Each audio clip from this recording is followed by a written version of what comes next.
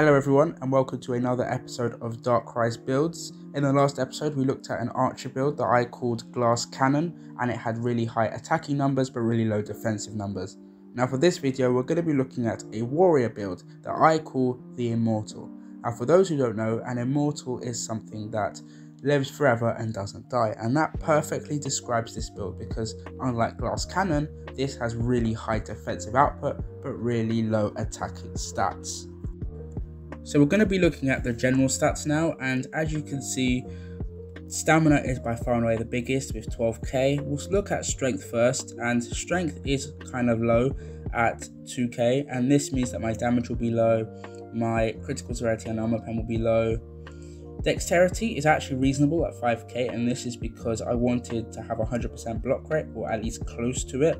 So because obviously that's a defensive stat and this is a defensive build. Intelligence, basically 0. I've got 10. My mana is going to be really low. It's all default. I have no intelligence and main stats whatsoever. That's really bad, but to be fair, I'm not going to be using that many skills. And obviously by far and away the biggest is stamina. This means that my health is going to be really high. This means that my defense is going to be really high. Now we're going to be looking at the offensive stats, and they're all pretty low. As I said, this build is defensive, so all these stats are going to be really low. Damage is only at 7k, armor pen's only at 66%, critical rate is actually at 91%, which is alright, and that's because of all the dexterity gems that I have, but that's still not good enough for Fatal Bridge. Critical severity, not even at 500% yet, which isn't great. And of course skill recovery and control resistance are kind of useless stats. So as you can see here, this is a really defensive build. All the attacking stats are pretty low. Now we're looking at the stats that matter, the defensive ones, and this is where you expect this build to be really good. And first things first, the health is at 391k, almost 400k. That is a lot of health. There is no magic shield. My regen's at 15k health, so that's pretty good. Defense 94%, very high. Block rate's at 99.4%, so not 100%, but because I have the adaptation passive that I'll show you later, this means that I basically, when I'm in Fatal Bridge, because I'm getting hit a lot, the adaptation will trigger and this will be at 100% most of the time. Block severity 87%. Again, this is pretty high, maybe not as high as you would hope, but it's still pretty high. And I mean, control resistance is not something that's important, but as you can see overall, defensively we're looking really good. It's going to get even better when we look at the equipment. Now we're going to be looking at the equipment, and we're going to start with Defender's Mind, and it has stamina, defense, health and skill recovery. Now I know I said before that skill recovery was a bit useless, but actually is somewhat important because you do want a little bit of skill recovery so that you can have berserker mode on all the time. But apart from that, as you can see, a pretty defensive item, and it is obviously part of the defender set. Yes, I finally have it. I have negation, and as you can see, it's a pretty defensive item. I got it from the new map that was introduced after the update. I'll talk about the update in another video, but after lots of grinding, I finally have negation, and as you can see, defensive item, block severity, block rate, high defensive stats, and the passive skill is really important that we look at because this is going to be something that comes up again in other items. 10% less damage from all sources. This is going to also tank up my build even more. Another reason why this build is called the Immortal. Now you'll also see that I have a rune which was introduced after the last update, and this rune basically gives me a passive ability, and this passive ability is immunity. This allows me to be completely damage immune for 3 seconds when my health drops below 35%. It can only trigger after a certain time, but this again will also help me defensively in Fatal Bridge. I've also got Defender's Fingers, which is again another item from the Defender set, and again it gives me defense, haste, health, stamina, again giving me more defensive stats. Now for this build, I decided to use Devil's Chopper, and the only reason why is because I needed more dexterity for my block rate. Otherwise I would have used Defenders instead, but as you can see, this has damage, stamina, strength, critical severity, and armor pen. So I do have some attacking stats as you would expect from a weapon, and this will hopefully give me some more advantages in attack. As you can see, I also have another rune equipped. This time it is the weakness rune.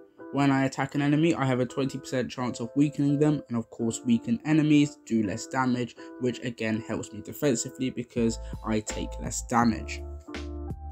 For my Palderons, I have Defender's Burden, and this has stamina, defense, health, and block rate. Again, defensive stats. For my Pants, I have Defender's Legs, which has stamina, defense, health, and health regen. For my Boots, I have Defender's Path, which has stamina, defense, health, and mobility. And finally, for my shield, I have Defender's Endurance, which has stamina, defense, health, and health regen. As you can see, I have all 6 items of the Defender's set needed to get the set bonuses, and for the set bonus, I also get defense improvement, health bonus, and a 30% damage reduction from all sources, which again will also increase my defensive stats. I also have used dexterity gems for basically all of the main items and equipment because obviously of the block rate, and now we're going to be moving on to the rings. Now both my rings are exactly the same. I'm using a unique ring that I got called Protector's Ring, and it is new. It was released during the latest update, and it has stamina, defense, block severity, and block rate, and it also has the passive skill that means that I take 50% less physical damage. And again, these are all defensive stats that will allow me to take less damage overall. I've used strength gems for both of these because I needed some strength. These will increase my block severity, but also hopefully increase some damage a little bit as well. It's time to look at the passive skill tree, and actually if you look at it, it's kind of well balanced because I am actually using a wide variety of stuff in the skill tree because I've got a lot of dexterity branches, and this is because I wanted to increase my block rate because it was low to begin with, but I've also got a lot of the attacking stats like strength that will increase my damage, armor pen, critical severity, all there as well, and I think I've got most of that, if not all of that selected. I also did start on the right hand side, as you can see, trying to get some health and defense as well. I just didn't have enough passive skill points to fully take advantage of that, and I've also got some passive skills like clear mind, stability, to just give me that bit more defense as well, because that's something I needed. Wind protection's in there as well, rage is in there as well, mental relief is in there as well. So as you can see, the passive tree, if you just looked at the passive tree alone, you wouldn't actually realize that it's a purely defensive build, but you really have to look at the equipment and the stats to figure that out. Now, one thing that I didn't do in the last episode is we didn't look at the active skills, and I think for this video it's important we do, because the next warrior build that we look at will have completely different active skills.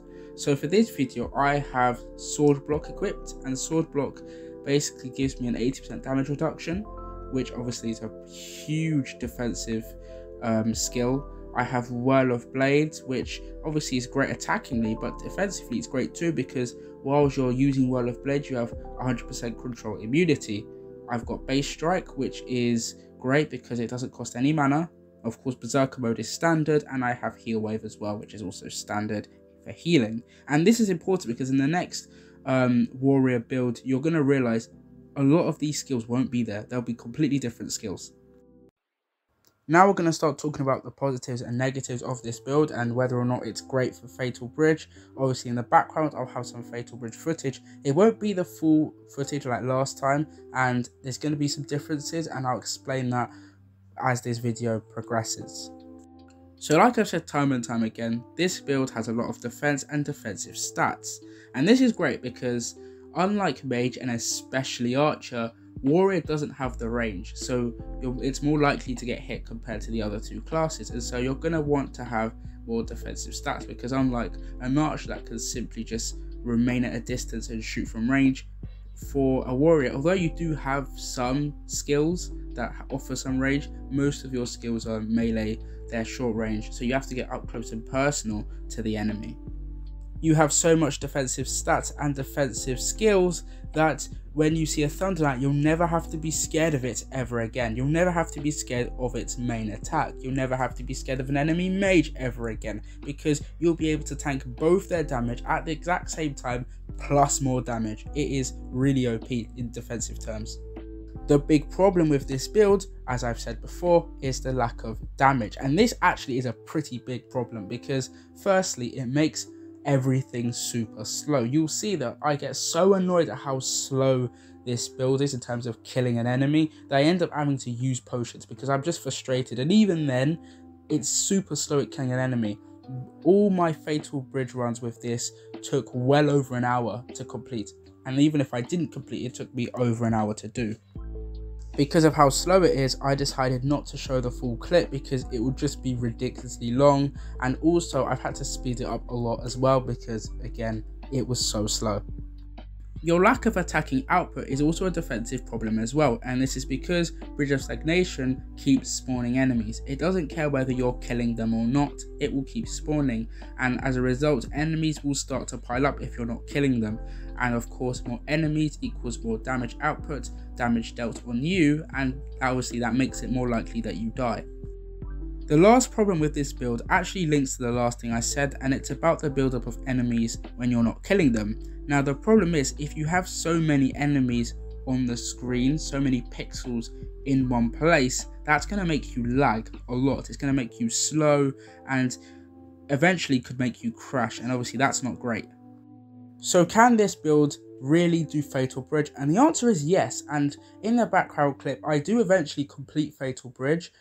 Obviously I did have to use some potions, but I didn't die once, and that kind of shows you the advantages of having really good defensive stats like block severity, high health, high defense, high block rate, because you'll be able to tank Thunder Knight, you'll be able to tank, you know, mage as well. And so using a build with high stats is pretty good. Having said that, if you want to use this build, I would suggest that you use it with a bit more attack, because using a full defender set like I did, it just isn't good enough, because you're not going to get enough strength, you're not going to get enough dexterity, and those are really important if you want to do Fatal Bridge, because without strength there's no damage, there's no armor pen, there's no critical severity, and without dexterity you don't have enough critical rate, and this makes Fatal Bridge really slow. It makes it laggy. And also, one thing that I forgot to mention is that if you meet an enemy that has the healing mutation, you're going to be there for a very long time, and that's not fun. Now, in terms of actually making this character, you might find it really hard because obviously my build uses all unique legendaries, all high stats, and I'm using negation, which I found very hard to find. I'm using defender set, which is 6 items long, which again is going to be difficult to collect. But on the flip side, this character is only level 166, it's not 175 plus, and if you're doing Fatal Bridge repeatedly, I think that 166 is a realistic level to strive for and aim for. This is the end of the video. Thank you for watching. This is obviously episode 2, so we've done 2, in my opinion, very extreme builds. We've done an extreme attacking one in Glass Cannon and an extreme defensive one in the Immortal. In the future, we'll be doing builds that are in the middle, that are attacking and defensive, and hopefully these are the builds that are going to be perfect for Fatal Bridge and builds that you want to recreate yourself.